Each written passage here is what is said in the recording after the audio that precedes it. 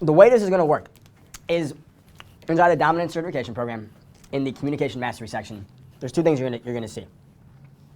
You're going to see the original power influence program, which don't let the fact that it wasn't filmed today deter you at all.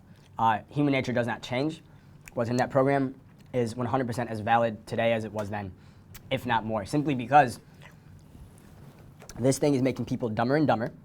Remember I said before that people who are unconscious, or at least partially unconscious, are much easier to manipulate, influence, persuade? Does this make people more conscious or more unconscious? They're easier to manipulate and persuade than ever before. So what I share in that program is more powerful than ever before. What we're going to do here, because we're obviously today and tomorrow here for everyone in person, and you guys several hours at home, we're going to talk more breakdowns. Meaning, I'm going to require a whole lot of participation from each and every one of you. You guys thought you'd come here and I'd just deliver value. No. I'm going to deliver value, but I require it from you in return. What I mean by that is we know what all 12 power influence triggers are. Who here has not been through that program, by the way? Is anyone? Wow. Okay. These three good-looking gentlemen have? You haven't? Wait, just you two. I want everyone who hasn't, just look at the look of shock on their faces right now. I am amazed. Oh, wow. Have the DVDs in our place. Damn straight you do, yeah. Jesus Christ. Okay. Well, here's what we're going to do. Exactly what we're going to do anyways. I'm not changing my fucking plan. Fuck you. That's literally what I'm saying right. Fuck you. In the dominant certification program, I want you to study the shit out of the power influence program. Here what we're going to do is we're going to take each trigger piece by piece, and I'm going to require, I want you guys to give me stuff to look at or to offer my critiques on or break down and figure out what trigger, how could you use this here. Does that make sense? We're going to be doing a lot of back and forth. For instance, I will explain to you what, like this trigger here, the first one we're going to talk about, urgency. Right? I'm going to go over it for about 5 or 10 minutes, and what I need you to do is, as I'm talking about it, is create questions.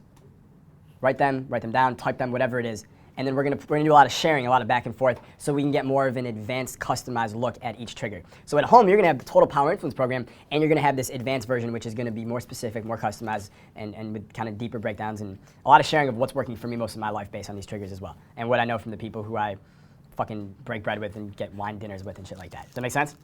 Okay. So what I'm gonna do now, we're gonna learn how to do this, because tomorrow is gonna be all communication mastery. As I talk for the next 5 or 10 minutes, as I'm teaching this, as ideas come up, as questions come up, don't just think them, write them down. I'm going to require it. And in fact, I may even require a question from each person to really spur this thing on. All right? So, urgency. Urgency, urgency, urgency. Now, on our screen here, I just threw the wrapper on the little standing desk instead of the floor. Like it makes any fucking difference if that was on the floor or the standing desk. Retarded. Anyways. This is a screenshot of a good book. I heard this book is really good. It's got 4.5-star reviews. It's pretty good.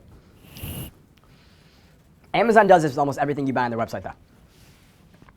Right here. I don't know if you guys can see that. It says, want it tomorrow.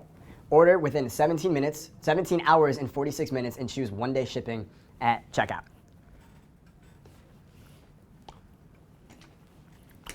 And if we were looking at this on a screen, the next minute it would say 17 hours and 45 minutes, and then 44, and then 43, and it would keep counting down.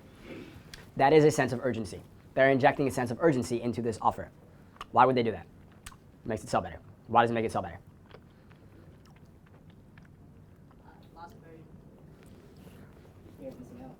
You got to stop with like the one-word answers, and because you know I'm always going to be like this, and then you're going to do it. So you should just go for it. All right. Basically, if it's counting down and it gets to 0, the person looking at the screen is going to lose an opportunity. And people hate losing opportunity. Why do they hate losing an opportunity? Because it's the way the brain is kind of wired, that we have a mental short circuit, that we value losing things much more than gaining them. We value losing things more? Well, if we fear it more. Yeah. But we put a higher price. Like if we're gonna lose $100 today, or if we're gonna gain $1,000, like we would feel more of an impact of losing that money. Than gaining 1,000? Yeah.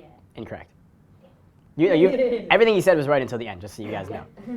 If you had said lose 100 versus gain 199, I mean, would you rather, if it's 50-50 and it's a gamble, you're either going to lose 100 or you're going to gain 199. Would you take that deal? Some yes, some no. What if it was lose 100, so let's say it's A or B. We roll the dice. If it's A, you lose $100. If it's B, you make 150. Will you take that deal?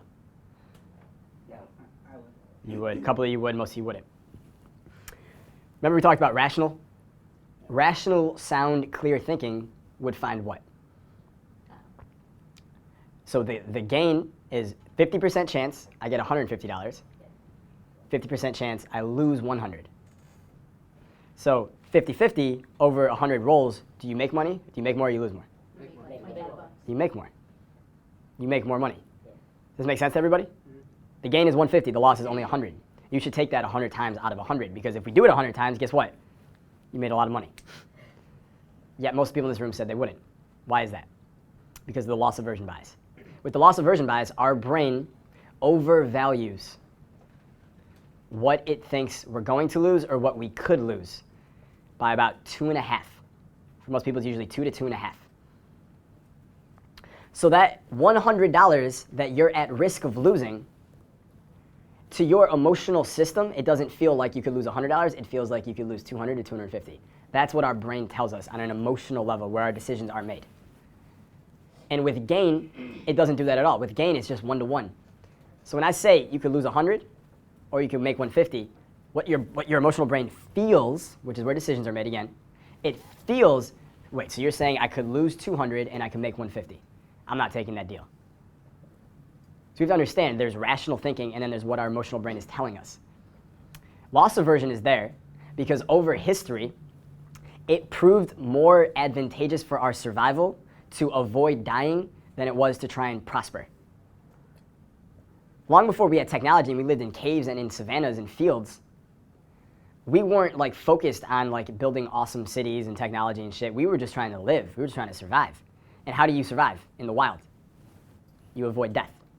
Our focus was on avoiding loss. We lose food, we're fucked. We lose our shelter, we're fucked. Right? We're trying to avoid death. We're not trying to gain a kingdom.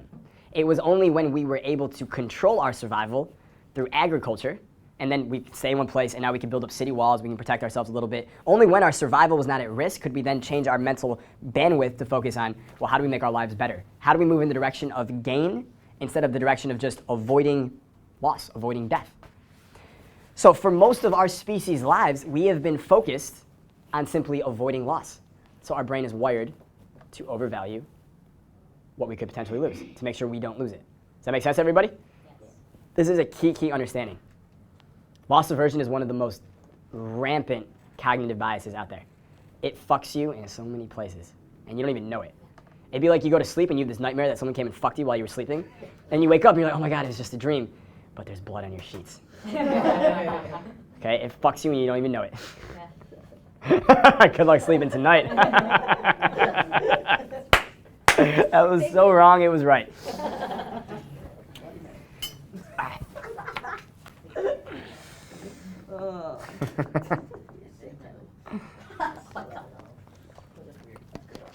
So that's why urgency gets its value. When that book is up there and they're like, hey, you've 17 hours until the free shipping disappears or whatever, your brain goes, oh shit, this book here, I thought it was worth, I don't know, let's just put a number, say $20. I thought it was worth 20, but now I see that it could be going away, or even the free shipping associated with it will be going away in 17 hours. So all of a sudden, this book isn't worth $20 to you anymore. How much is it worth? $40 to $50. And the value goes up that way. Are you more likely to buy, yes or no? Because why? I wrapped it in urgency. Take away the urgency. Hey, do you want this book? How much is it worth? $20. Do you want it? I don't know. Okay, do you want this book? It's going to be gone in 17 hours. You get free. The whole game changes. Urgency. All right? What's key is that we need to wrap almost everything that we do in urgency. There needs to be a sense of urgency associated with truly, at the highest level, everything that you do if you really want to be the highest value version of yourself. There is nothing about you that shouldn't be urgent. There's nothing about the invitations you hand out to people that shouldn't have urgency. There is nothing about the offers you sell to your customers in marketplace that shouldn't have urgency. If you don't have urgency, you're basically saying it's worth 50% as much as it could be. You guys ever see me promote like a product where there's not urgency associated with it? I used to do that when I was younger. I also used to be more poor, okay? I'm not saying that there's causation, but there's definitely correlation, okay? Urgency forces decisions to happen as well because it provides a deadline. Are human beings natural procrastinators? Yes. Who here, didn't drive here? Did anyone not drive here? Anyone flying for this weekend? 1, 2. Okay. When did you guys book your flights to come here? Probably about as soon as I saw the email, so that's probably about like a month ago. Or so. Oh, you did it right away? Yeah. What about you? I booked it right after the December meeting. Right after Scottsdale. Okay, both of you, that's actually pretty good. I was expecting a different answer, right? When we've done other meetings, like, okay, so who was in Scottsdale that was here for our 6-figure freedom mastermind? All of us, right? Everyone was here. Badass. Have you just stayed here since then? Yeah, since December already. Nice. Okay. Because going back to Malaysia and coming back here would be intensive. All right, great. So at the Scottsdale meeting, who booked their lodging within a couple days before the meeting? 1. Everyone else booked their hotel like way before, or their Airbnb? Yeah, in San Diego. Jesus Christ. You guys, you're ruining all my examples. I want you to know that. All right. Well, I remember you asked at the and about half the meeting was like the night before, right? People, the point is, people fucking procrastinate, okay? We all know this. I just want to make a fucking point. You guys had to ruin it. No big deal. Let's move on, okay? The deadlines are huge. And again, remember we said before, this is shit you can use on others, but you can also use it with yourself. Any project, you guys are building your funnels right now, you're trying to go live, put a fucking deadline on it if you haven't already. It will force you to get it done. Even if it's your deadline, it will force you to get it done. Specifically if it's your deadline. Don't you value your own shit more than someone else telling you when it's fucking due? Of course. Fuck that guy. Right? It's huge. But when you have deadlines and other stuff, it forces people to act. People are natural procrastinators, meaning they will put things off until they no longer can. Deadline is the point where, hey, you no longer can. You have to choose. That's why often I say, like, listen, I don't want to decide for you. I want you to fucking be a decisive man who decides for himself.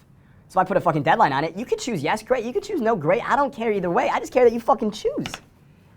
I want you to be more fucking decisive in your life. Deadlines support that, all right? So places we can use this. I cannot tell you. Okay, I can tell you. I have a buddy who, he's a scumbag. I'll just say that first of all, okay? Anyone here have a buddy who's a scumbag? And he's like, you like love him, but he's a total scumbag? He's one of those guys, a couple of you? Yeah, okay.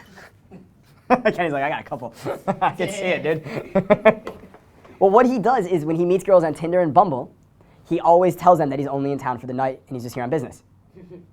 That's his storyline every time. He just wants to see the city, he wants someone cool to hang out with for the night and show him some cool places, and like he's not looking for anything more. And he fucks all these girls. Why does he say that he's only here for the night? Urgency. Where's the urgency? He's leaving tomorrow. There's a deadline. He's leaving tomorrow. He discovered this because he travels for work almost every weekend, all the time. And he found that when he was at home, girls almost never responded. They never, like, even if he got them out, like, getting laid was, like, a lot harder than when he would travel. And his story was true. He's only here for the weekend. He's gone in a couple days. Getting them out was fucking easy as fuck. They all texted him back right away. And fucking them was a joke. Because there was urgency.